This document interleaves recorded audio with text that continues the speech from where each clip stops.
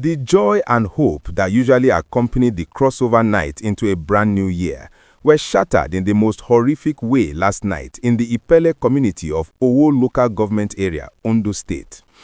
While many of us were in our various places of worship, lifting our voices in gratitude for seeing the start of 2026, a group of approximately 20 heavily armed gunmen operating in a cold and calculated commando style, descended upon the town with one clear objective: destruction.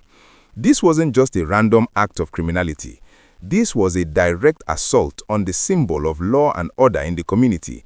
As the clock approached 10 p.m. on December 31, 2025, the Ipele Divisional Police Headquarters became a scene of absolute chaos and terror. The gunmen arrived with a barrage of sporadic gunshots that pierced through the festive atmosphere, sending worshippers and residents alike scrambling for safety. The gist of the matter is that these attackers did not just come to steal, they came to burn. Eyewitnesses described a terrifying situation where the officers on duty were reportedly overwhelmed by the superior firepower and sheer numbers of the invaders. In a desperate bid to survive the onslaught, both the security personnel and the local residents were forced to flee into the nearby bushes and surrounding farmlands under the cover of darkness. The sounds of gunfire were so intense and persistent that it felt like a full-scale war zone had been relocated to the heart of Owo. Before the attackers retreated into the shadows, they set the entire divisional police station ablaze. The sight of the building engulfed in flames against the midnight sky is an image that will haunt the people of Ipele for a very long time. It is a tragedy that has turned what should have been a day of celebration into a day of mourning and deep-seated fear. As we process this shocking news, it is important to look at the broader security landscape that has been shifting rapidly in the last few weeks. We cannot ignore the fact that just days ago, we reported on the arrest of 39 suspects from the north who were found hiding in Ondo's forests. There's a lot of speculation and gist in security circles right now, suggesting that this New Year's Eve attack might be a desperate retaliatory strike or a distraction technique by these insurgent groups who are feeling the heat from the ongoing military operations in the northwest and the north-central regions. When you have a massive influx of fleeing elements from places like Sokoto and Zamfara, the security architecture of the southwest becomes the new front line. The burning of a police station in Ipele is a loud statement that these elements are not just passing through, they are looking to challenge the state's authority. If you are finding this breakdown helpful and you want to stay ahead of the curve on how these security developments are affecting your neighborhood, please take a second to hit that like button. It truly helps us push this information to more Nigerians who need to stay vigilant during this festive season. Also, if you haven't done so already, please hit the subscribe button and turn on the notification bell.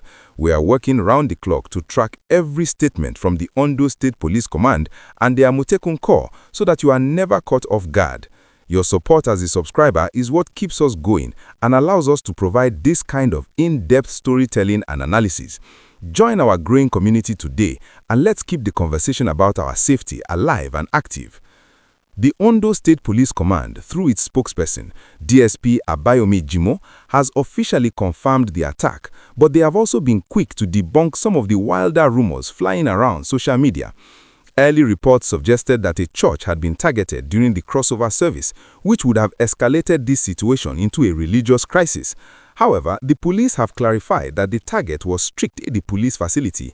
While the news that a house of worship wasn't burnt is a small relief, it does not diminish the gravity of the fact that a government security installation was sacked on the most sensitive night of the year.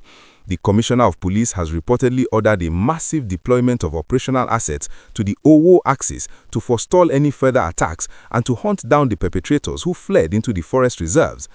What makes this even more concerning is the timing. For years, the people of the Southwest have relied on the synergy between the regular police and the Amotekun Corps to keep the Ember Month period safe. We saw Operation Lewon Jade yielding results just weeks ago, but this Ipele attack shows that the adversaries are adapting. They chose a night when they knew security focus will be split between patrolling the streets and protecting the massive crowds at various crossover venues.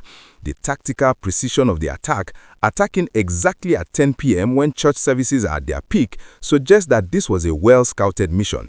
It raises the question of whether there are internal eyes helping these bandits navigate our communities. The related talk currently buzzing in the community is about the vulnerability of our rural police outposts. While the headquarters in Akure and major cities like Ondo and Ore are well fortified, the divisional stations in smaller towns like Ipele often lack the heavy weaponry needed to repel 20 gunmen at once.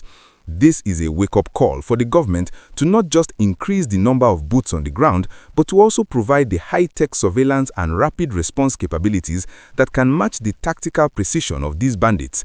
The people of Ipele are now living in a ghost town. Many who fled to the bush are just starting to return, only to find their main security post a charred ruin. The psychological impact of seeing the police run for their lives cannot be overstated. It creates a vacuum of trust that the government must fill immediately with a show of overwhelming force. As we move further into January 2026, the focus will be on Phase 2 of the State Security Plan. We are hearing reports that the Amotekun Rangers and the Nigerian Army are already conducting a joint sweep of the forests around Ose and Owo. The goal is to ensure that Ipele does not become a permanent base for these fleeing insurgents. We must also consider the humanitarian side of this tragedy, the families of the officers who lost their belongings in the fire and the traumatized residents who had to spend their New Year's Eve hiding in the cold bushes. This is a somber start to the year, but it is also a reminder that our security is a collective responsibility. I want to hear from you in the comments. Do you think this attack in Ondo is a direct result of the pressure being put on bandits in the north? Are our borders in the southwest truly secure enough to stop this kind of migration? There's a lot of gist getting deeper every day, and your insights help us paint a clearer picture of what is happening on the ground. Please share this video with your loved ones, especially those in the Owo and Akure axis, so that they can stay alert and report any suspicious movements to the authorities.